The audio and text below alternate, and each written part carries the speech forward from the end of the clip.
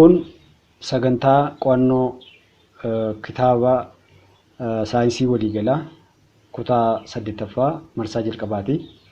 Har'a walii wajjin kan ilaallu saayinsii waliigalaa kutaa 8ffaa boqonnaa 7ffaadha. Yeroo adda addaatti barattoonni karaa YouTube kootii irratti boqonnaa 7ffaa kana waa'ee Taayiwaan uumamaa nu qo'achiisi jettanii irra deddeebitanii baay'een barattoota waan natti barreessitanii fi deebii keessan deebisuu fi har'a sagantaa qo'annoo saayinsii waliigalaa kitaaba barataa kutaa 8ffaa boqonnaa 7ffaa kana qabadhee dhiyaadheera. Boqonnaa 7ffaan maal jedha? Taayiwaan uumamaa jedha. Taayiwaan uumamaa yeroo jennu maal jechuu keenya? Wanta uumamaa wajjin wal qabatudha jechuudha. Wanti tokko in uumame yeroo jennu saayinsiin waa'ee uumamaa qorataa, amala uumamaa qorataa. Kanaaf Taayiwaan uumamaa yeroo jennu waan uumame tokko irratti haasofna jechuudha. Walumaa gala waa'ee uumama tokkooti. Wanti uumame kun immoo kallattii lamaan ilaaluu dandeenya. Kan uumamaatiif kan nam-tolchee ta'u jechuudha. Wanti uumamaa kun. Kanaaf as jalatti kan walii wajjin ilaallu torba tokko dhee Taayiwaan uumamaa. Taayiwaan uumamaa yeroo jennu maal jechuu keenya? Taayiwaan ifaa jedha. Taayiwaan ifaa. Ifni wantoota amala uumamaa keessaa isa tokkodha jechuudha. Kanaaf maal jedha? Dameen fiiziksii waa'ee uumamaaf amaloota ifaa qo'atu optiksii jedhama. Optiksii jedhama. Kanaaf waa'een optiksii kun yookaan dameen saayinsii uumamaa waa'ee ifaa qo'atu kuni sadarkaa kutaa 1-8 barattan keessatti ni barattu. Sadarkaa kutaa 9-12 keessatti boqonnawwan mata dureen kun jira. Sagantaa digirii jalqabaa irratti mata duree kana ni barattu. Akkasumas sadarkaa digirii lammaffaa maastersii irrattis ni barattu jechuudha. Damee barnoota fiiziksii keessaatii baay'ee bal'aa fi haalaan irratti barnooti kennamudha wanta ta'eef akkuma isin gaaffii kana waa'ee Taayiwaan uumamaa kana nu barsiisi jettanii anis yaada keessan kana fudhadhee lammaffaa immoo mata dureen kun sadarkaa 1ffaatii amma 8ffaatti akka baratamu, sadarkaa 9tii amma 12tti akka barsiifamu, digirii jalqabaa irratti akkuma barattanii akkasumas sadarkaa maastersii irrattis damee fiiziksii baay'ee bal'inaan baratamuudhaa fi baay'ee teekinooloojii ammayyaa keessatti bu'aa guddaa buusu wanta ta'eef isinii dhiyeesse jechuudha. Kanaaf maal jedhaa? Dameen fiiziksii waa'ee uumamaa fi amaloota ifaa qo'atu optiksii jedhamaa jedha. Ifti akaakuu dambalii keessaa tokko ta'ee wantoota naannoo keenyatti argaman irraa qubachuun gara agartuu ija keenyaa gahuun arginuu taasisaa jedha. Fakkeenyaaf nam tokko waa ilaalee nu hubata. Wanta naannoo keenya jiran hundumaa nama haa ta'u, muka haa ta'u, kallattii kamiin wanti nuti ilaallu hundi isaanii maalidha? Yeroo ifi dhaqee irra qubatu jechuudha. Ifi irra qubata. Ifi kun immoo edda qubatee booda gara qaroo ija keenyaa dhufa. Qaroon ija keenyaa kun immoo sirna mataa isaanii qabu. Baayoloojii keessatti akkuma bartanii leensiin ijaan jira. Viitaaroosii dhangala'oo bishaan agartuu ni jira. Isaan kun waliin qindaa'anii fakkii kana uumu. Fakkiin uumame kuni gara sammuu dhaqee sammuun wanti nuti ilaalaa jirru kuni hiikatti kennee akka nuti arginu taasisaa jechuudha. Kanaaf waan tokko arguudhaaf qaama naannoo keenyatti argamu arguudhaaf wanti nu fayyadu inni guddaan ifa jechuudha. Damee ifaa kan inni qoratu fiiziksiin immoo maal jedhamee waama jenne? Optiksii jenne. Annisaan ifaa immoo jireenya lubbu qabeeyyiitiif baay'ee barbaachisaadha jedha. Fakkeenyaaf biqiloonni magariisii akkuma isin sadarkaa mana barumsaa keessanitti barattanii annisaa ifaatti fayyadamaniitu kaarboohaayidireetii qopheessu, kaarboon daayoksaaydii bishaan fayyadamanii oksiijinii gadhiisu biqiloonni akkasumas immoo nyaata qopheessu jechuudha. Nyaati biqilootaan qophaa'ullee maalirratti hundaa'a? Ifa kanarratti hundaa'a jechuudha. Fakkeenyaaf ifti guddachuu biqilootaaf ho'a maddisiisuuf kanneen kana fakkaataniif ni barbaachisaa jedha. Kanaaf walumaa gala Taayiwaan uumamaa keessaa ifisa tokko jenne as jalatti maddoota ifaa ilaalla. Maddi ifaa maali yeroo jennu wantoonni ifa maddisiisan bakka gurguddoo lamatti qoodamu. Isaanis maddoota ifaa uumamaa fi maddoota ifaa nam-tolchee jedhu. Akkuma gararraatti dubbadhee darbe wantoota ta'ii uumamaa keessaa ifni isa tokkodha jenne inni kunis immoo maalidha? Kan uumamaan jiranii fi kan nam-tolcheedha jechuudha. Maa inni uumamni yeroo jennu maddoota ifaa uumamaa kan jedhamanii kanneen ifa ofirraa uumuudhaan burqisiisuu danda'an. Fakkeenyaaf akkuma kutaatti barattanii aduun ni jira, urjiin ni jira, raammoowwan ifa maddisiisanii, qurxummiiwwan ifanii fi kanneen kana fakkaatanii maddoota ifa uumamaa jedhu. Fakkeenyaaf aduu uumaatu uume, urjiin akkuma kana uumamaanii, raammoon halkan ifa maddisiisanii uumamaanii, qurxummiiwwan kanneen ifa maddisiisan illee naannoo bishaan gurguddoo keessa yeroo jiraatanii uumama jechuudha. Maddi ifaa inni lammaffaa immoo madda ifa namtolcheeti. Namtolchee jechuun beekumsaaf ogummaa ilmaan namootaa fayyadamuudhaan kan tolfamanidha. Isaanis kan akka ibiddee ta'uu danda'a, ampuulii yookaan balbii ta'uu danda'a, tirikaa ta'uu danda'a, dungoo ta'uu danda'a. Isaan kunis maddoota ifaa namtolcheedha jechuudha. Kanaaf maddoota isaanii irratti hundaa'anii ifni bakka gurguddaa lamatti qoodamu. Akkuma armaan olitti dubbachuudhaaf yaale ifni qaama wanta tokkorra yeroo bu'u ifni qaama sanarraa balaqqeessuudhaan gara ija keenyaa dhufa. Iji keenya immoo akka baayoloojii keessatti baratanii kutaalee garaagaraa qaba. Kutaaleen garaagaraa kun immoo qindootsanii sammuutti ergu, sammuun hiikatti kennee wanti nuti ilaalaa jirru kun bifa kana qaba, bifa kana qaba jedhee hiikatti kennaa jedha. Kanaaf ifni akkamitti gara ifni gara akkamittiin gara wantootaa dhufee wantootarra edda qubatee booda immoo balaqqeessa'ee ija keenyaan arguu dandeenya kan jedhu mee fakkii asii gadi isinaa ilaalchisu. Fakkeenyaaf maal jedha? Balaqqeessoo ifaa jedha. Balaqqeessoo ifaa kana jalatti ifti dirra yaa'a maatarii tokko irraa yommuu qubatu kallattiin isaa jijjiirrachuun gara duubaatti deebi'a. Amalli ifaa kuni balaqqeessa'uu jedhama. Fakkeenyaaf ifni kuni xiyya kanan isin agarsiisa. Wantani karsariidhaan isin argisu kuni isheen kun xiyya ifaadha. Madda ifaarraa dhufte. Maddi ifaa kuni kan uumamaa ta'uu danda'a, kan namtolchee ta'uu danda'a. Eega dhufee booda eessa qubate? Qaama kanarra dhufee qubate jechuudha. Bakka ni karsarii isin argisiisaa jiru kanarra dhufee qubate. Eega qubatee booda immoo asii akkas ol balaqqeessa jechuudha. Isaa dhufee irra qubate kana ija keenyaan naannoo kana dhaabannee ilaalaa jirra yoo ta'e maal gochuu dandeenya? Arguu dandeenya jechuudha. Kanaaf adeemsa balaqqeessoo ifaa kana keessatti wantoota adda addaatu jira. Xiyyi asiitii gara wantoo dhufee irra qubachuudhaaf deemu kun xiyya battalee jedhama. Xiyyi wantoorraa balaqqeessee gara qaroo yookaan ijaatti adeemu kun immoo xiyyaa balaqqeessa'uu jedhama. Isaanis lammaffaa wanti oddoo kana yookaanis immoo xiyya battalee fi xiyyaa balaqqeessaa gidduutti argamu kuni sarara ijaajjoo jedhama. Sararri ijaajjoo kuni sarara yaadaati jechuudha. Sarara yaadaati. Koofni battallee yookaan teettaa aayii fi koofni balaqqeessaa yookaan teettaa aarriin qixa kanatti argamu jechuudha. Fakkeenyaaf yeroo ifarra madda ifaarraa dhufu ifni kallattii kanarra dhufee yeroo qubatu akkana yeroo ol deebi'u isaan gidduu kana qixa lamaanitti kan dhoosu yookaan iddoo lamatti kan baasu maaltu jira?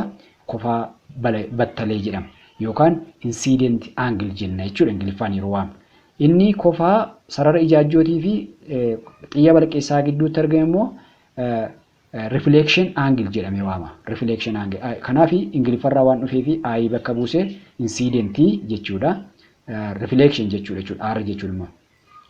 Wanti nuti asitti ilaaluu qabnu yeroo kofa battalee safarru xiyya battalee irraati gara sarara ijaajjootti akkana safarra. Xiyya battalee irraa akkas safarra. Yeroo immoo xiyya balaqqeessaa safarru xiyya sarara balaqqeessaa kanarra akkas gara xiyya sarara ijaajjootti safarra jechuudha. Sararri isaan kun gidduu koofni xiyya battaleetiif sarara ijaajjoo gidduutti argamu akkasumas koofni xiyya balaqqeessaatii fi sarara ijaajjoo gidduutti argamu wal qixxeedha. Fakkeenyaaf yoo incident angle ishee jennu kun yookaan koofni battalee kun 25 yoo ta'e koofni balaqqeessaa kun yookaan reflection angle wanti jennu kunis meeqa ta'a? 25 ta'a jechuudha. Maaliif? Bal'eensa tokko irratti waan argamuuf. Bal'eensa tokko irratti waan argamaniif seera balaqqeessoo ifaa jedhama isaan kun. Asitti maal jedhaa? Xiyyi ifaa madda irraa ka'uun kun xiyya battalee yoo jedhamu xiyyi ifaa balaqqeessa'ee deebi'u immoo xiyya balaqqeessaa jedhama jechuudha. Gaarraatti akkasumas dubbadde asirratti koofni iidhaan teettaa iin kun immoo yookaan incident angle kun isheen kun maal jetti? Kofa battalee jedhamtu. Isheen teettaa aarriin kun immoo kofa balaqqeessaa jedhamee waama jechuudha. Asirratti dirri qaamota ifa balaqqeessuu irratti hundaa'uudhaan balaqqeessoo ifaa bakka lamatti qooduu dandeenya. Fakkeenyaaf qaama asii argisiise kun sararri kun asirra dhufee qubate kallattiidhumaan akkana deebi'ee jechuudha. Inni biraan koofni kun yeroo inni ittiin jijjiiramu arginu fakkeenyaaf balaqqeessoo sirnaawaa, balaqqeessoo bittinnaawaa jenna. Balaqqeessoo sirnaawaa yeroo jennu xiyya kana ilaala. Madda ifaarraa dhufee maddi ifaa kun kan uumamaa ta'uu danda'a yookaan kan namtolchee ta'uu danda'a. asirraa dhufee qaama lassanuma kanarra edda qubatee booda akka tarree galee dhufetti maal godhe tarree galee raatee balaqqeessaa jira jechuudha. Wal duukaa adeemu tarree wal duukaa paralaliidha jechuudha isaanii. Inni lammaffaan immoo bittinnaawaadha. Isaan kun maal jedhamu balaqqeessawoo sirnaawaa hin taane yookaan bittinnaawaan kun immoo fakkeenyaaf qaama kanarraati yoo asirra ilaaltanii qaamni lassanamaan kun maalidha caccabaa fa'aa ta'uu danda'a. Fakkeenyaaf namni mastaawatii yookaan fuullee caccabsee ifatti baasee maal ta'a inni kun dhufee addanarraa akka darba inni kun dhufee akkaataa teessoo wantichaa irratti balaqqeettii kana argisiisaa jira jechuudha.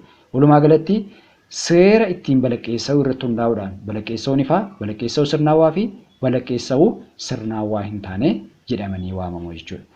Seerri balaqqeessa'uu ifaa as keessatti seera balaqqeessa'uu ifaa jennu seerri balaqqeessa'uu ifaa lafti dirra lassanamoo tokko irraa yoo ifti dirra lassanamoo tokko irra yoo balaqqeessa'u seera dhaabbataa hordofuu ni jira. Isaanis kunis seera balaqqeessa'uu ifaa jedhama. Seerri kun seera balaqqeessa'uu ifaa seerota armaan gadiiti. Xiyyi battalee xiyyi balaqqeessaa fi ijaajjoon dirra tokkotti argamuu jedha. Gararraatti akkuma isitti argisiisee darbe xiyyi battalee eessa jira? Sararri xiyyi balaqqeessaa eessa jira? Sararri ijaajjoon eessa jira? Amma soldiibii yeroo tokko isinitti argisiisu. Kuni xiyya battaleedha. Isheen kun immoo xiyya balaqqeessaa'uti.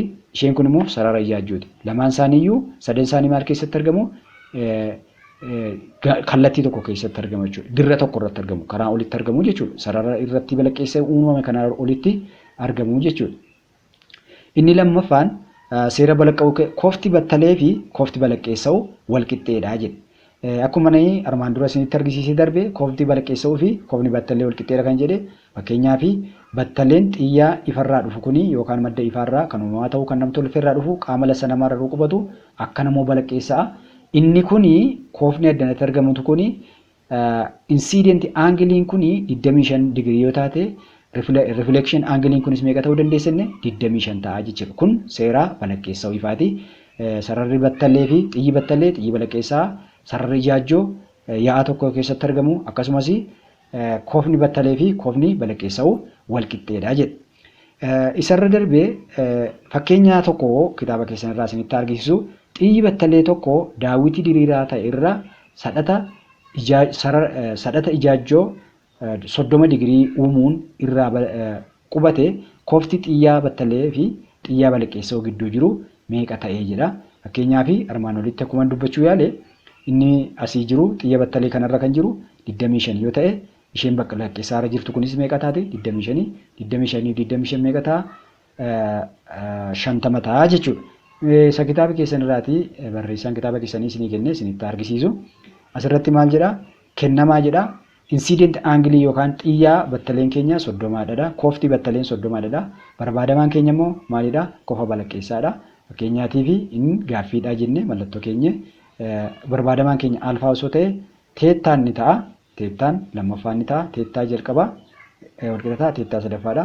Teettaan faayin yookaan simboliin kun alfaan ni ta'a. Teettaa tokkoffaa eda'uu teettaa lammaffaa walqixa ta'a. 30 eda'uu 30 digirii eda'uu 30 digirii walqixa 60 digirii ta'a jechuudha. Kanaaf kun seera balaqqeessa'uu ifaadha. Inni lammaffaan asirratti kan isinitti argisiisu dabee darbuu ifaa kan jedhu ilaalla. Dabee darbuu ifaa jechuun maal jechuudha? Dabee darbuu ifaa amala iftii uumamaan qabu keessaa isa tokkodha. Dabeen darbuu ifaa hubachuuf gocha armaan gadii ilaalluudha. Fakkeenyaaf mana keessanitti xaasaatti bishaan buuftanii bishaan qulqulluu eega buuftanii booda xaasaan kun immoo kan maal ta'uudha? Kan ifa dabarsu yoo ta'e yoo irsaasii keessan asii gadi geessanii irsaasiin fayyaa kun bishaan keessa yeroo seenu maal fakkaatee argama? Waan cabe yookaan jal'atee argama jechuudha. Ila argitee kan argitanii dhiifama argitanii bartoota. Sararri kun irsaasii fayyaatu bishaan keessa yeroo seenu jal'ate jechuudha. Kana jechuun irsaasii kanatu jal'ate osoo hin taane xaasaa yookaanis immoo qaruuraa bishaan keessa jiru kana keessatti saffisni ifa ittiin qilleensa keessatti yeroo dhufee sarartuu kanarra qubatu ittiin arginuu fi edda bishaan kana keessa dhufee mooda ittiin balaqqeessee gara ija keenyaa dhufu garaagaraa argisiisa jechuudha. Kanaaf kunoo laaddana irratti maal argina? Xiyyaa battaleen asii dhufee raate asirra dhufee inni kun yaa'a jalqabaati. Miidiyeemiidha. Miidiyeem wan jenna Ingiliffaan inni kun immoo miidiyeemtu jenna. Haa jennu inni kun qilleensa osoo ta'e dabee darbuu ifaadha. Inni kun qilleensa osoo ta'e isheen gara oliirra jirtu kun isheen gara oliirra jirtu daangaadha isheen kun isheen gara oliirra jirtu kun qilleensa osoo taate isheen gara gadii kun immoo bishaan jechuudha. Xiyyi ifaa dhufee qilleensa keessa adeemaa dhufe kun sarara qajeelaa adeemaa dhufee kallattii dhufee ittiin gara dhangala'oo seeneen maal ta'e gara sarara ijaajjuutti maal ta'e in jallate jechuudha yookaan in dabe gara kanatti beendi godhe jechuudha. Asiitii xiyya battallee jira. Xiyyi battallee kun sarara ijaajjuu wajjin maal uumee jira? Kofa battallee uumee jira. Kofa battalleetii fi sarara ijaajjuuti gara kanaatti kan jiru digirii 90tu jira. Digirii 90 ida'uu kofa battallee ida'uu kana wal qixa meeqa ta'a? Digirii 180 ta'a jechuudha. Asii kofii dabee darbuu ifaa kun maal ta'e gara sarara ijaajjuutti akkas jallate jechuudha. Argitanii? Asiitii xiyyi battallee akkanaa deemaa dhufee akka bishaan tuqeen gara eessaatti yeroo seenu gara bishaaniitti yeroo seenu akkam jallate? Gara keeyaatti jallate miti. Kana jechuun saffisni ifaa yaa'aa kee garaagaraa keessatti saffisa garaagaraa qabaa jechuudha. Kana jechuun maal jechuudha? Qilleensa keessa saffisni ifi ittiin adeemuuf yookaan dhangala'oo keessa ittiin adeemu gargar jechuudha. Bishaan keessatti xinnoo gara eessaatti jallate? Gara sarara ijaajjuutti jallate jechuudha. Kanarraati ifti yaa'aa maatarii tokko irraa gara yaa'aa maatarii birootti yommuu darbu sababa garaagarummaa rukkina optiikaala irraa kan ka'e kallattii isaa jijjiirrata yookaan ni daba jechuudha. Haalli kunis dabee darbuu ifaa jedhamee waamama. Ifti yommuu dabee darbu kan hin jijjiiramne firiikweensii isaati. Firiikweensii isaati saffinni ifaa argisiistuun dabiinsa ni jijjiiredha. Saffisa jechuun walii wajjin ilaalla yeroo taanutti saffisa ifaa jechuun fakkeenyaatiif saffisi maalii yookaanis immoo ifni tokko kan ittiin adeemu saffisni ifaa maalirratti hundaa'a? Laamdaa yookaan firiikweensii isaa irratti kan jedhu yeroo taanu ilaalla. Kana waa'ee saffisaa firiikweensii isinitti gaaffii akka hin taaneef yeroo dhuftuu ilaaluu dandeenya jechuudha. Seera dabee darbuu ifaa kana hima walqixaatiin yeroo fayyadamnu xiyyi battallee xiyyi dabee darbuutiif ijaajjoon dirra tokko irratti argamu armaan olitti akkuma ilaalle xiyyi battallee eessa jira? Xiyyi battallee kunoo asitti akkuma isinitti argisiise xiyyi battallee kana xiyyi balaqqeessaa kana sararri ijaajjoo moosa kana hundi isaanii eessatti argamu? Bal'eensa tokko irratti argamu jechuudha. Kofii naannoo kana jiru ida'uu kofa naannoo kana ida'uu naannoo kana ida'uu kana walqixa 180 ta'a. Kanarraatii fi dabee darbuu ifaa irratti seerota jiran asii isin agarsiisu. Maal jedha? Xiyyi battallee xiyyi dabee darbuu fi ijaajjoon dirra tokko irratti argamu reeshoon saayinii kofa battalleef saayinii kofa dabee darbuu dhaabbataadha. Saayinii kana jechuun maal jechuudha? Kun xinnoo ishee kitaaba barataa yookaanis immoo kutaa salgaffaa herregaa kitaaba kutaa salgaffaa yeroo biraa isinitti argisiisa. Dugda duubaanii kofni 0 digiriitii hanga 90tti gadi tarreeffamee jira. Asii immoo karaa biraa immoo 90tii hanga 180tti tarreeffamee jira. Isaan kuni kofni tokko kan mataa isaatii saayinii ni qaba. Saayinii jechuun maal jechuudha? Opposite of hypotenuse cause jechuun maal jechuudha? Adjacent of hypotenuse dha. Isaan kuni yeroo itti aanu isiniin argisiisuu danda'a. Kanarraati maal jedhee kofi dabee seera dabee darbuu ifaa irratti saayin 1 jedha. Irra saayin 2 jedha. Kofaa isa jalqabaa kan xiyyaa battallee irraa xiyyaa balaqqeessaa walqixa N1 over N2 dha. N1 maalidha? Yaa'aa jalqabaati. N2 immoo maalidha? Yaa'aa lammaffaati. Fakkeenyaaf asirratti maal arginee jirra? Inni kuni yaa'aan jalqabaa kuni qilleensa argitanii? Iseen kun qilleensa. Qilleensi kan mataa isaatii dabee darbuu qaba. Bishaannis kan mataa isaatii qaba.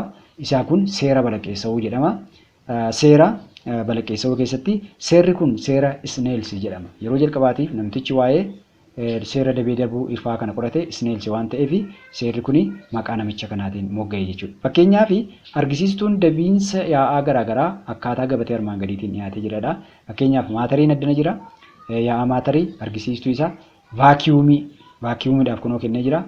Vaakiyuumiin meeqadha? Tokkodha. Qilleenseedha. 1.000277dha. Bishaanni 1.33dha. Beenzinni 1.5 jedha. Alkooliin 1.36dha. Zayitii nyaataa 1.45 jedha.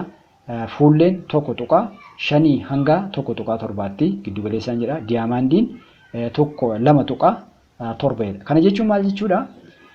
Callisanii gatii laatame osoo hin taane gatii dhaabbataa yaaliitiin addunyaa irratti kan walii galamedha jechuudha. Walumaa galatti har'aa kan walii wajjin ilaallu waa'ee maalii ilaalaa jirra? Waa'ee ta'iinsa uumamaati. Ta'iinsa uumamaa kana keessatti immoo maal ilaallee jirra? Ta'iinsa uumamaa boqonnaa 7ffaa kitaaba barataa kanarratti waa'ee maalii ilaallee jirra? Maddoota as keessatti maal ilaalle? Ta'iinsa ifaa jenne ifni maali? Ifni uumama ta'uu danda'a, nam-tolchee ta'uu danda'a, bakka gurguddaa lamatti akka qoodamu ilaalle maddoota ifaa kana maddoota nam-tolchee fi kan uumamaa jennee iddoo lamatti qoodnee jirra. Balaqqeessa'uu ifaa yeroo jennu immoo seera mataa isaatii qaba. Ifni madda ifaarraa ka'ee qaama irra qubatu tokkorra edda ga'ee booda ni balaqqeessaa. Eega balaqqeessa'ee booda arguu dandeenya jechuudha. Fakkeenyaaf muka naannoo keenyaa arguu dandeenya. Wantoota naannoo keenyatti argamanii dhagaa ta'uu danda'a, waraqaa ilaallu ta'uu danda'a. Hundi kun kan arguu dandeenyu yoo maal jiraate qofaadha? Yoo ifi jiraate qofaadha jechuudha. Ifi hin jiru taanaan wanti nuti arginu sun gara ija keenyaa balaqqeessee dhufuu hin danda'u jechuudha. Kanaaf seerri balaqqeessa'uu ifaa keessatti immoo balaqqeessa'uun seerota mataa isaatii qaba. Balaqqeessa'uu sirnaawaa, balaqqeessa'uu bittinnaawaa jennee bakka lamatti qooduu dandeenya. Akkaataa qaamarraa balaqqeessaan irratti hundaa'aniiti isaan kun. Akkaataa qaamarraa balaqqeessaan irratti hundaa'anii yoo qaamni irraa balaqqeessa'u sirnaawaa ta'e sirnaawaa, yoo inni sirnaawaa miti ta'e immoo bittinnaawaa ta'a jechuudha. Seerri dabee darbuu ifaa kun immoo akkuma armaan olitti ilaalle xiyya battalee, xiyya balaqqeessaa, sararri fi ijaajjoon dirra tokko irratti argamu inni. Isa kanarra dabarree waa'ee maalii ilaalaa jirra? Dabee darbuu ifaa jechuun maal jechuudha? Dabee darbuu ifaa jechuun yoo ifni yaa'a tokko keessaa gara yaa'a biraatti darbe saffisni ifaa waan gadi bu'uu fi xiyyi battalee gara sarara ijaajjootti jallata jenna. Taansuudhaan maal ilaalle? Seera dabee darbuu ifaa keessatti immoo reeshoodha jechuudha kun. Saayin teettaawwan over saayin teettaatu is equals to n1 over n2 where dhiifama naa tokkoffaan maal bakka bu'a? Yaa'a tokkoffaadha. Naa lammaffaan maal bakka bu'a? Yaa'a lammaffaa jechuudha. Akka armaan olitti ilaalle yaa'a tokkoffaan maal ture? Qilleensa ture. Yaa'a lammaffaan maal ture? Bishaan ture jechuudha. Walumaa gala guyyaarraa mata duree kanarratti walii wajjin ilaallee jirra. Asirratti immoo argisiistuu yookaan maatariin argisiistuu kan mataa isaanii akka qabaatan ilaallee jirra. Gaaffii yookaan yaada yoo qabaattanii akkuma armaan dura yuutuubii koo irratti naa barreessitan naa barreessaa. Wantoota kam saayinsii ijjiin wal qabate kutaa 1 amma 8tti warri barattan itti dabalee kutaa 9 amma 12tti namoonni barattan keessumaa afaan Oromoo irra dhageessanii sadarkaa yuunivarsiitiitti digirii jalqabaa yookaan digirii lammaffaa maastersii kan barattan hojii maneetii fi yaada yoo qabaattan karaa yuutuubii kootiirra waaqtolaa tuub kan jiru irratti yaada keessan naa barreessaa. Waan dhaggeeffattaniif galatoomaa, ulfaadhaa, horaa bulaa, galatoomaa. Ciao.